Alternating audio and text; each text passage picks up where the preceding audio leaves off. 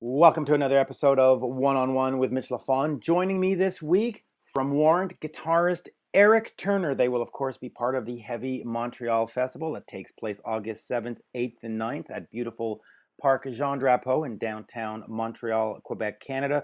Other than Warrant, there will be Dokken, Lita Ford, Extreme, Korn, Faith No More, Slipknot, Lamb of God, Bullet for My Valentine, and much, much more. Joining me this week as my co-host is Bill Leverty of FIREHOUSE. You can check him out at leverty.com. His new single is Strong. Bill, are you still there? I am here, ready to rock, Mitch. Thanks again for having me, brother. Absolutely. There you go. That was a nice, solid intro there for a change, right? You just nailed that one take, man. You're the man. I'm sort of getting good at this. Now, jokes aside, FIREHOUSE and Warrant have been on bills together going back eons. I mean, you guys have, in fact, have you ever shared a tour bus? No, you've just been on the same stage, right? Well, we've shared a tour bus, but not out of sobriety. I think I might have woken up on their tour bus and vice versa a couple of times. But we've been good friends, since 1991 when we went out on their Cherry Pie tour. It was actually called the Blood, Sweat, and Beers tour, and that was just kind of the launching of our career was getting on that tour with them and Trickster and touring all over the country 3 times. It was hugely successful. And we became great friends, and we're still friends to this day. I mean, we do shows with them all the time. Saw them 2 weeks ago, and they're like brothers. Love those guys. Yeah, in fact, that 91 tour, I think on YouTube you can find like a pro shot of Warrant, and I think a pro shot of you guys down in like Louisville or Louisiana or something like that, right? Baton Rouge. Yeah, at the Cajun Dome in Louisiana. And that was a lot of fun. I mean, that was real representative of what we did every night. We went out and played to arenas that were full or sheds that were full of 20,000 people, and then all the guys and all the bands would come up and jam a song at the end of the night, and we just had a blast. It was wonderful. Yeah, and that if you haven't had a chance, as a fan of the band, you got to get over to YouTube and check out both performances. And in fact, I think Trickster's performance might be online too. They were on that bill too, right? They sure were, and we played a gig with those guys last week. They're awesome. They got a new record out. Yeah, Human Era. Human band. Era is a great album. Like I said in the last talk up, I think they've just gotten stronger and stronger as they've gone along. But you know. Back to Erik for a second. During the interview, we talk a lot about the Heavy Montreal performance. We talk also, of course, about Warrant and their history. We talk about Erik working with Gene Simmons side by side with Gene Simmons of Kiss on the Kissology 2 book, which was all about their merchandising. And we talk about something called Down Boys Music. It is a music production placement company where Erik Turner and Jerry Dixon of Warrant make music for TV, film, the jingles. They do all kinds of stuff. They've had the music in Family Guy, Duck Dynasty, Wahlburgers, Pit Bulls and Parolees on Animal Planet. Cleveland Show, that cartoon. Just a bunch of stuff. Bill, is that something you've ever considered doing, or have you ever done any of that? Well, I'd leave it to the guys like Erik and Jerry who have, not only written or co-written, I guess nearly 100. Well, and I know they're listed in BMI as co-writers of, about 50 or more Warrant tunes. Wow. Cherry Pie, I Saw Red, Heaven, all those great Warrant songs. Their names are on them, and they co-wrote them, and they're great, talented writers. And I guess what they're doing now, and it's really cool, is they go out on the weekends, they play Warrant stuff, they come home, and they work in the studio, and they do music for film and music for television and various other stuff. And they've got a team of other talented artists that work with them to build this music library that they get put in all these TV shows, and so it's become a really cool thing for them. They're really good at what they do, and they got some really good people on their team, and I think I think they're doing really, really well. So Yeah. I've considered doing it, but it's a different artistic format than I'm familiar with. But one day I might want to sit down and try to learn how to do it and how to try to make music like that. And those guys are really good, so maybe I'll get with them and they'll kind of show me how they do it someday.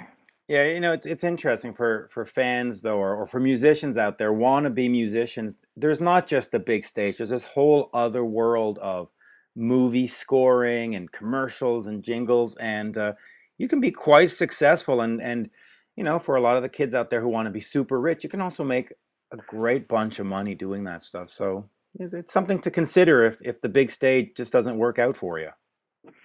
Hey, at the very least, you might get some gas money, and that's what I'm still trying to do in my studio. So I need to sit down with Erik and Jerry because they are getting their music placed in all these TV shows and commercials, and they're really good at what they do. So hey, I would highly recommend if there are artists out there who are interested in doing it, contact Jerry and Erik and Down Boys Music and try to see if submit some music to them, and they'll let you know if they can place it or not. Yeah, absolutely, and of course. The other thing we talk about is their new singer, Robert Mason, and he also did this TV stuff. There was a Disney show on the Disney Channel called I'm in the Band, which was about this rock band and so on and so forth. And the vocals you hear from the lead singer, when they have these scenes of the singer playing at a high school, whatever, that's actually Robert's voice that is being looped in. So there's a little insider secret for people who didn't know that. Well, it's another insider loop is that we used to watch that here because my daughter, who's 13 now, we loved that show, and I didn't know that was him. And when he had joined Warrant several years ago, and I got to knowing him and had lunch with him one day, and I said, "So what do you do when you're at home?" I'm doing this show called I'm in the Band, and Yep. I'm like, "Oh yeah, we love that show." He goes, "Well, then when the singer sings, that's my voice that's coming out," and I was like, "Oh man." I knew that guy couldn't be that good because Robert is just an amazing singer, wonderful guy. The first time I ever met Robert was when we went to do pre-production on the first Firehouse album.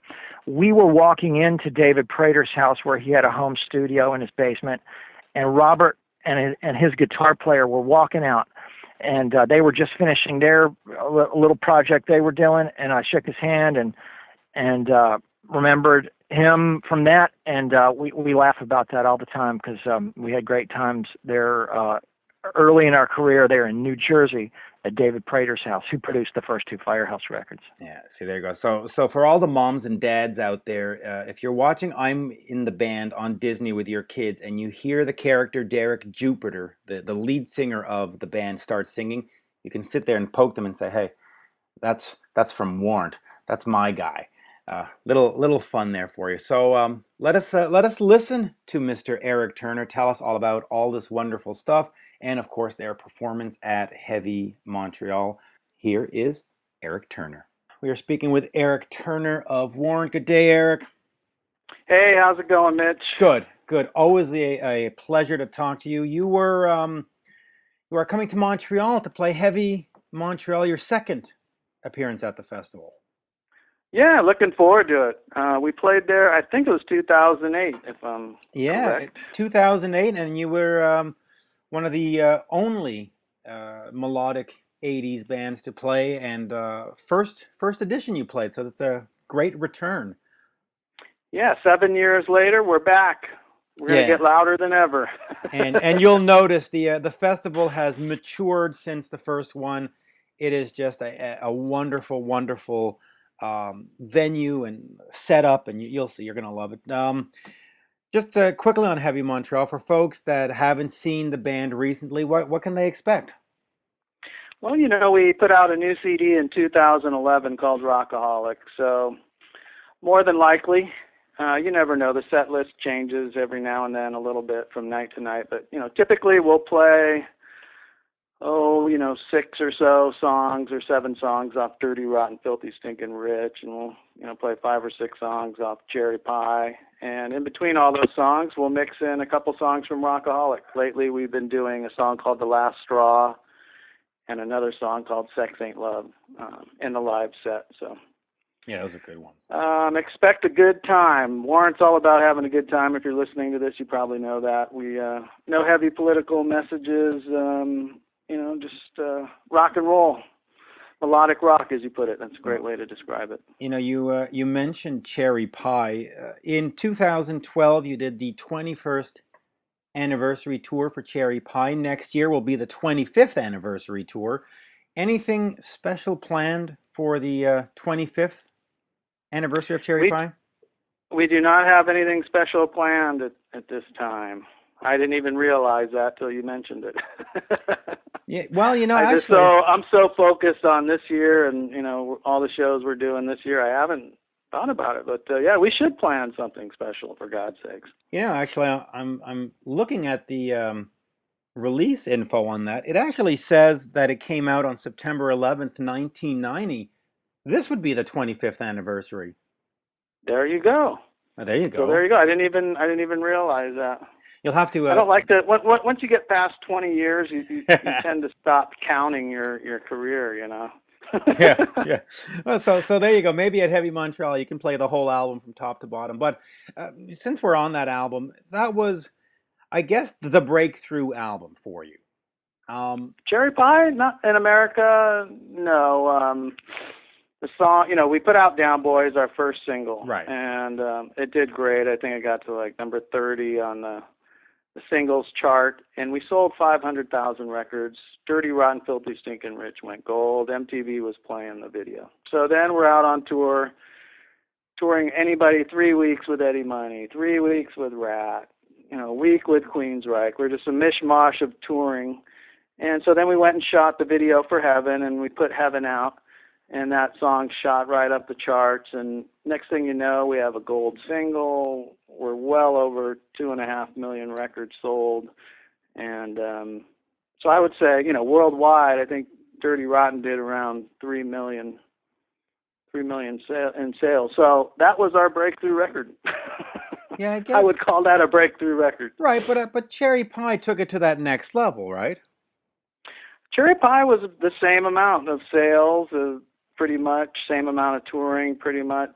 That song, Cherry Pie, just happened to stick, for whatever reason. All these years later, that song became iconic when you talk about hair bands or 80s bands. So I think that's why people tend to think that it was, a bigger record than Dirty Rotten. It's definitely bigger in people's minds and hearts, but in actual sales, Cherry Pie went to number 7 on the charts.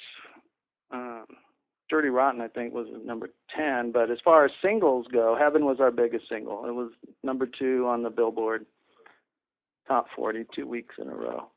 Now, of course, right behind Milli Vanilli. Ha ha. Well, you should have definitely been ahead of them. At least you were real musicians playing and singing for doing the real thing. Rockaholic, you mentioned 2011 with Robert Mason. Any new music in the offing?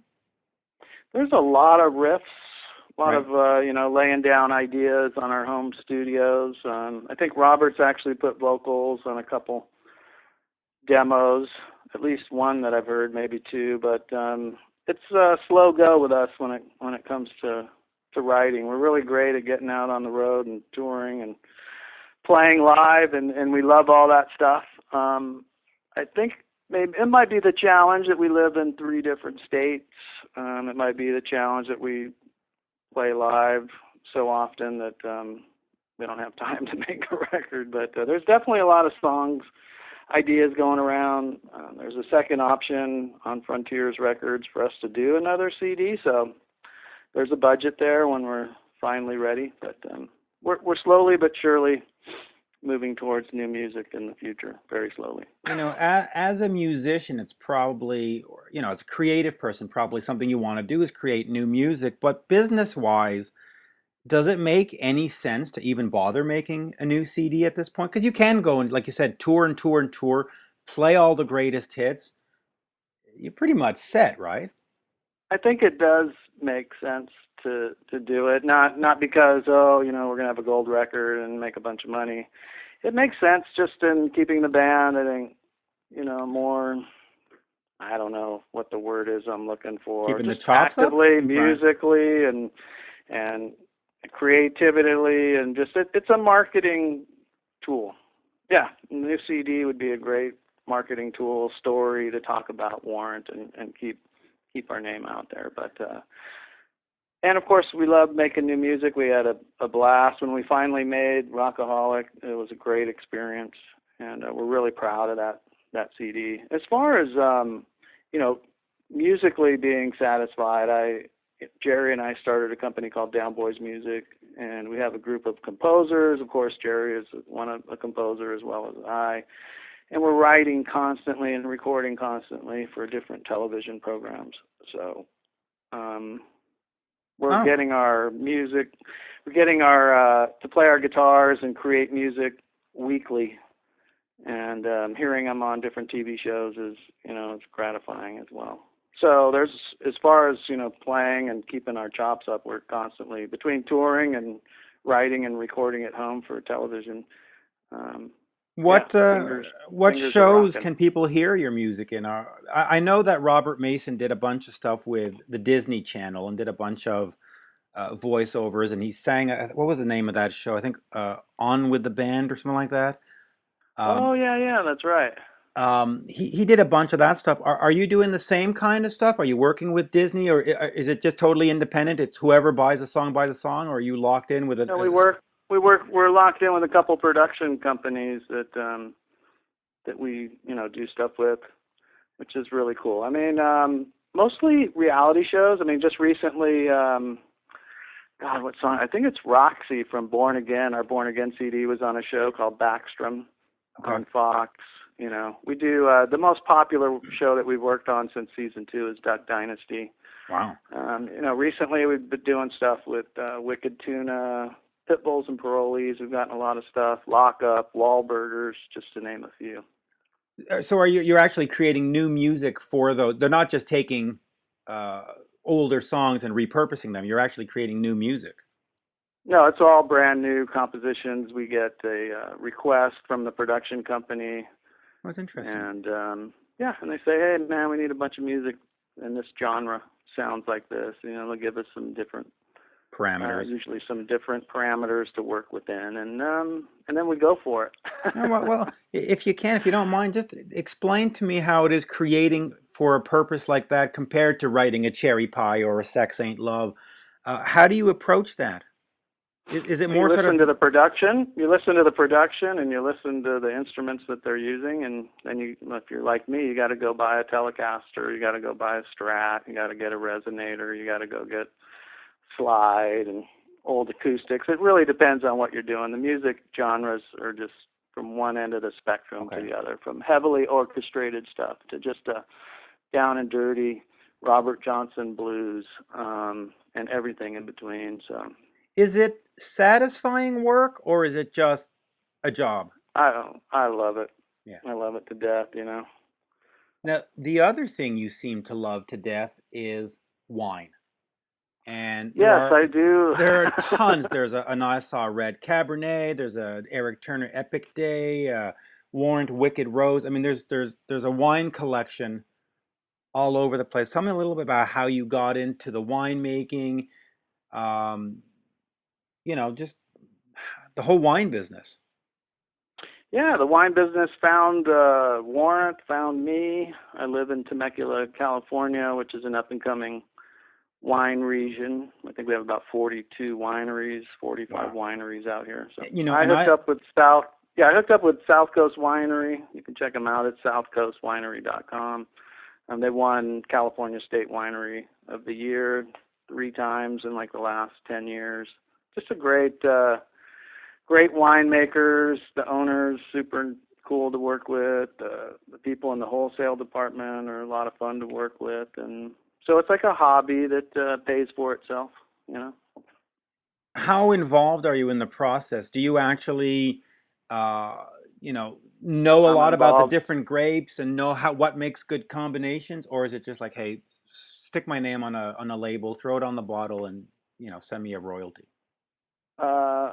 To answer the last part of your question, hell no. No. Okay. Yeah. Okay. I would never do that. No, Okay. no. We spend time at the winery, spend time with the winemakers. We taste a lot of wine. Some of the wines are farther along. Some of the wines, we get to change as they go along. But the main criteria is that my wife and I, love the wine, enjoy the wine, proud to share the wine with friends, family, gifts. We're always, there's lots of opportunities to help with different charities and organizations that are having fundraisers where we get to donate, wine baskets that might have a bottle or two of wine in it and some memorabilia. It's a lot of fun. It's a lot of fun, but that's basically it. If Kirsten and I love it, then we have fun coming up with the labels, and we typically have doing more and more smaller runs where we'll only do like 180 cases of a wine, and then that's it, or 120 cases, or whatever it might be. Smaller runs, which I like doing. It's more limited, more special that way. Yeah. Getting back to Warrant for a second, Joey, Erik, well, not Erik, Jerry and Steven came back to the band after being away for many years. How important is for you to have the core guys back and playing as Warrant again?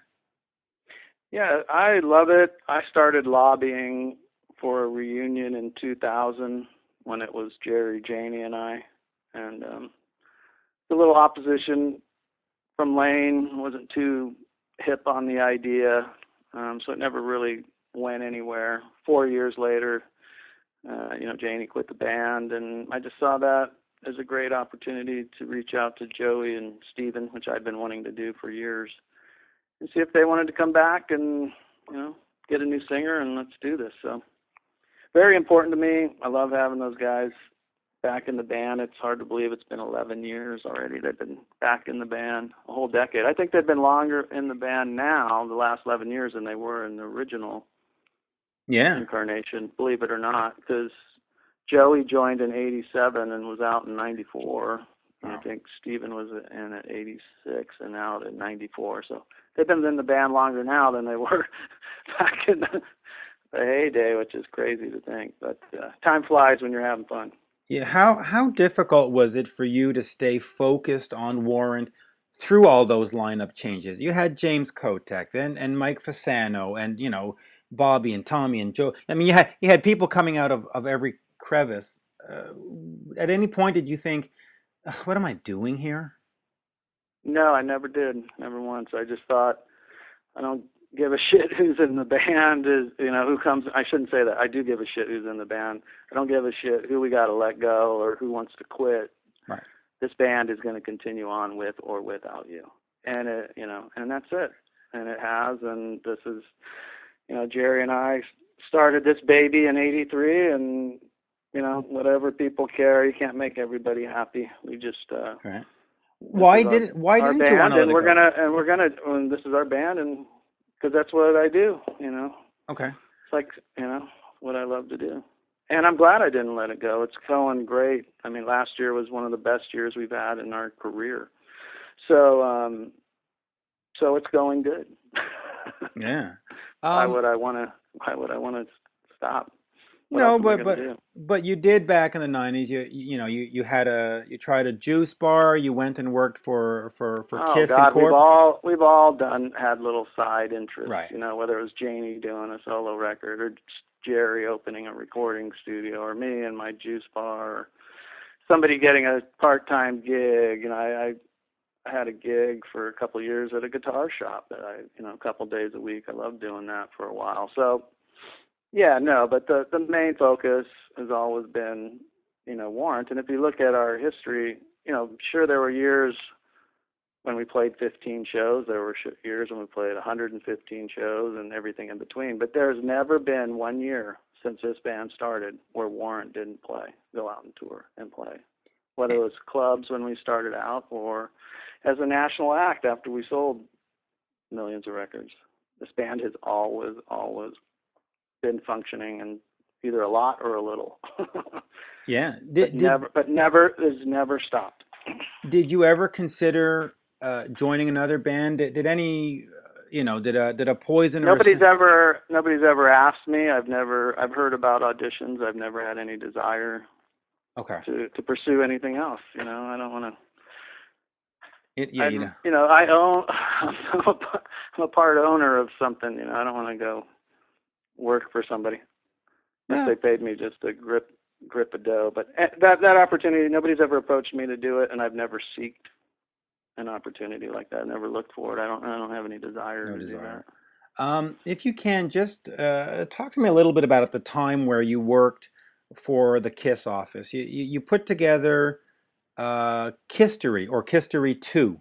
The big... Tommy Thayer is one of my best friends. Right. And this was before he was a band member. He produced and videos for them and co-wrote songs, and he played on their records, and he was just a huge part of KISS, and we're really good friends. And he's like, hey man, I'm working on a Kistery 2 book. You have any interested in coming on board, and helping out with it? And so I did for 3 months, and for the first 3 weeks I spent with Gene every day for 8, 9, 10 hours a day, just going through all memorabilia and kind of laying out the book and getting all the the toys and memorabilia and all the marketing and merchandise that KISS has done. So that was a great experience, and working with Gene every day for 3 weeks. Yeah, I can imagine. Yeah, this was a while ago. I mean, this was 20 years ago almost, 1996 or 1997. So that's right. And we have a limit. Let's not talk about anything over 20 years, right? That's right. You just barely made it under the. we got that one under the wire. When you're putting it together, a project like that, though, a book like that, what exactly are they looking for? Was it just sort of, let's just throw anything in there and we'll put it out to the fans, or was there actually sort of a game plan, like we really need to focus on this, we need to focus on that? How do they assemble it? Well, there was a person that did the first book, Kistery, so she came on board, and her and Gene, worked together. At the end of the day, Gene pretty much did 99% of all what you just asked. Gene's very focused. Gene knows exactly what he wants, and he has a vision in his mind how everything should be presented, what's KISS, what's not KISS, and so at the end of the day, I got to give all the credit to Gene. That was his book, his vision, and he spent a lot of time on it. He really did. 2006, he put out an album called Born Again with Jamie St. James on vocals. What happened there? The album didn't seem to catch on as much as Rockaholic did. Jamie didn't last in the band too long. Was it just a wrong fit, or what happened? No, that record was great. It was our first record without Janie. I'm really proud of that record. Okay. The four of us went in there, and Jerry spearheaded the writing. Huge Black and Blue fan from the 80s, mm-hmm. and to work with the Saint was an honor. I loved writing with him. We had a great time making the record. We live in a day and age where people don't buy records. They download a song, they steal a song, they stream a song. Right. Now that Apple's got their new streaming, I don't know. I don't want to say it's over. It's never over. But how can you not just pay whatever it is, $12 a month? You don't even have to pay for the 2 months. You get it for free. They get you hooked on it, and then you get your card charged automatically, $10 a month or something, and you have 1 billion songs to choose from anytime you want to listen to them. My son just signed up for it. I didn't even know. I'm like, okay, I want to hear Iron Maiden Killers. Yeah, and then there it was. All of a sudden, we're in the car and we're cranking Ides of March and Murders in the Rue Morgue and stuff. I'm like, this is really cool. It is. $12 a month, really? Okay, we're dead. So as a songwriter, as somebody who creates CDs, music, everything, it's just been, tougher and tougher and tougher. If you haven't heard Born Again, go listen to it on iTunes. You can listen to samples for free. There's some kick-ass You can stream it for free now, actually. Yeah, you can stream it. Please do.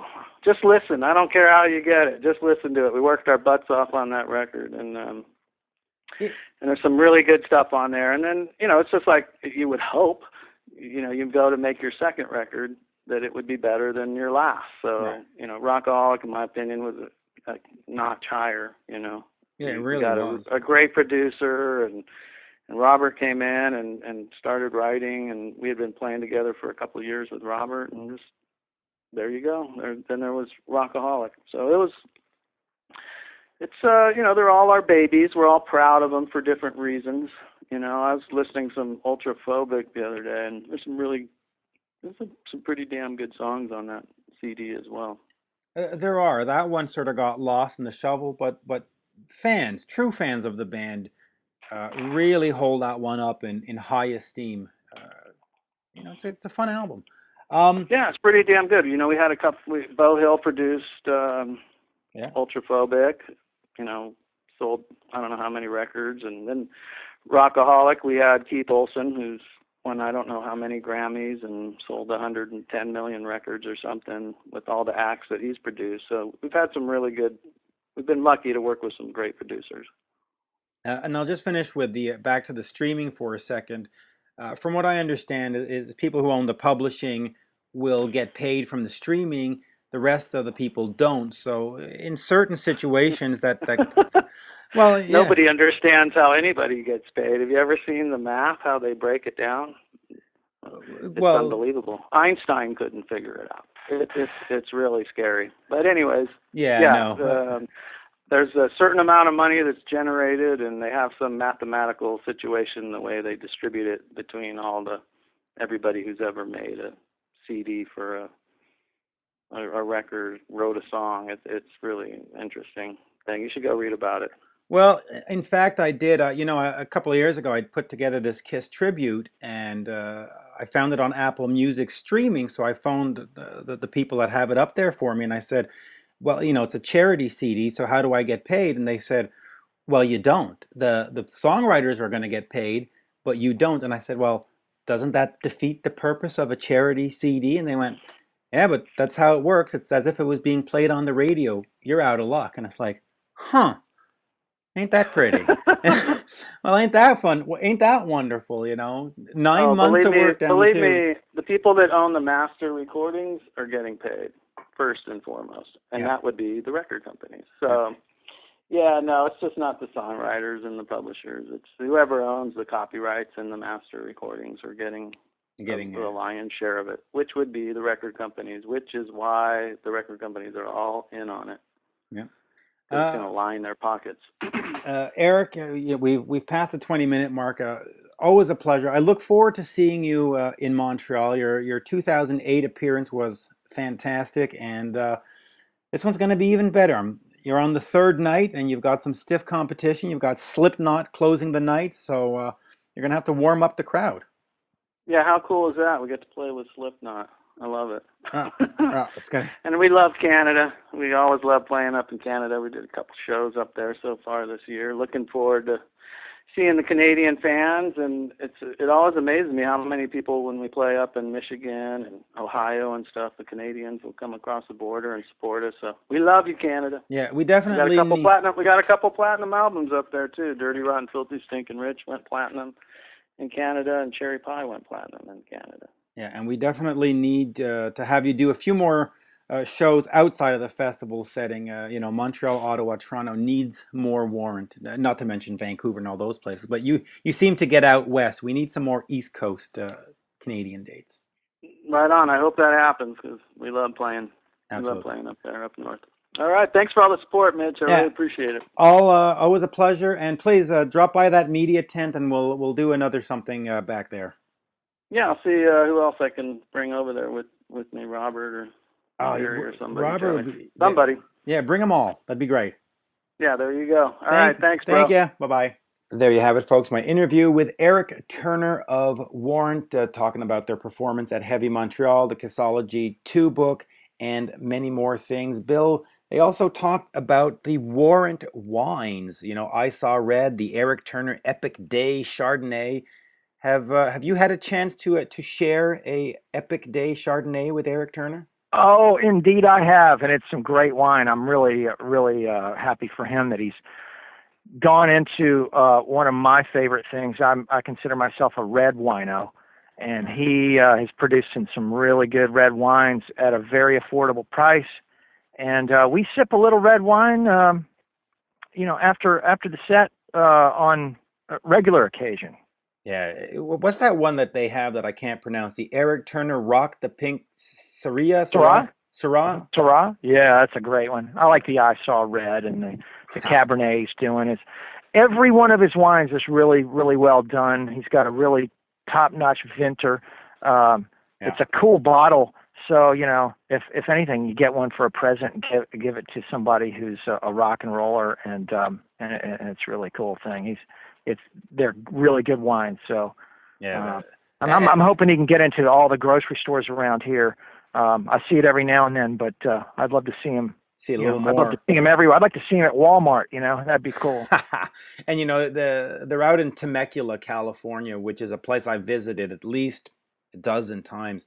It is just it's not too far from San Diego, sort of north by about, I don't know, 30 miles or so, give or take. And just an incredible region. I'm not a drinker myself, but that wine valley or that Rhine region is just gorgeous, absolutely gorgeous.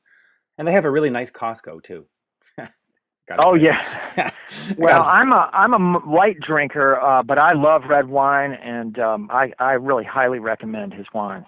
Yeah, and I also recommend heading over to warrantrocks.com, checking out the Heavy Montreal Festival, which is actually in a couple of days, and checking out Leverty.com. Bill, always a pleasure to have you on. Man, it's my pleasure, Mitch. Thanks for having me, and thanks for letting me talk about my old brother, Erik Turner. He's a really good dude, great musician, great songwriter, and he makes a mean bottle of red wine and white wine.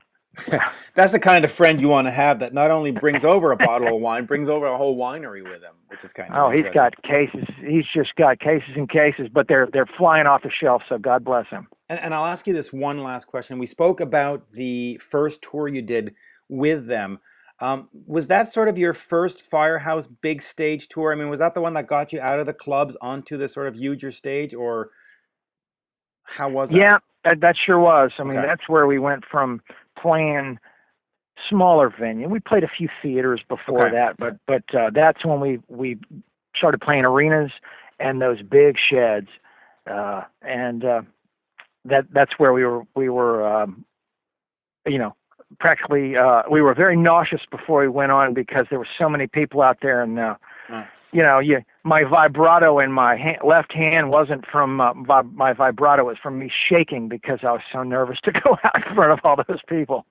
So it took a few gigs to settle down, but those guys made it easy for us. They gave us all the sound we wanted. They gave us all the stage we wanted. They were just really cool to us, and immediately it was like a cool vibe going out on tour with those guys, and it always has been. So it's been a great, long-lasting friendship that we've had with those guys. They're an awesome band. Yeah, and there's no turning back. And once you hit a big stage like that, you just got to keep moving forward and I mean, it must have kicked you in the tuchus to make you say, "Ooh, we want this and we want more." It makes you work harder, right? Once you've tasted that. Oh, it did make us work harder and try to figure out, where can we go from here, because this is so good, and we want to try to keep it going as long as we can. Yeah. And we're lucky. I mean, we're still able to go out and do gigs with those guys. So we've definitely been blessed. Yeah, for a rock scene that every newspaper has said is dead, and melodic rock is. Right. Yeah. Look at these bands. 30-year careers. You, Warrant, Cinderella, Who wins, right? Who won? Well, I feel like this genre is still winning, and we're still going, and it's all thanks to the fans who still come out and rock with us. They still buy our new music. Yep. Absolutely. And it's a really supportive fan base that we have. So I say the fans win, and they've helped us to survive for this long, and I can't thank the fans enough, and guys like you who help spread the word to the fans. So it's been a great ride. That's right. Our Talk Ups has even garnered you a new fan in Australia who sent me all this. I bought the whole Firehouse catalog thing, so that's kind of cool, right? Oh man, there you go. Join Bill on Twitter at Leverty at Leverty. You can also head over to @Leverty.com and find me on Twitter at Mitch Lafon. Thank you, folks. Thank you, Bill. Thanks, Mitch. See ya.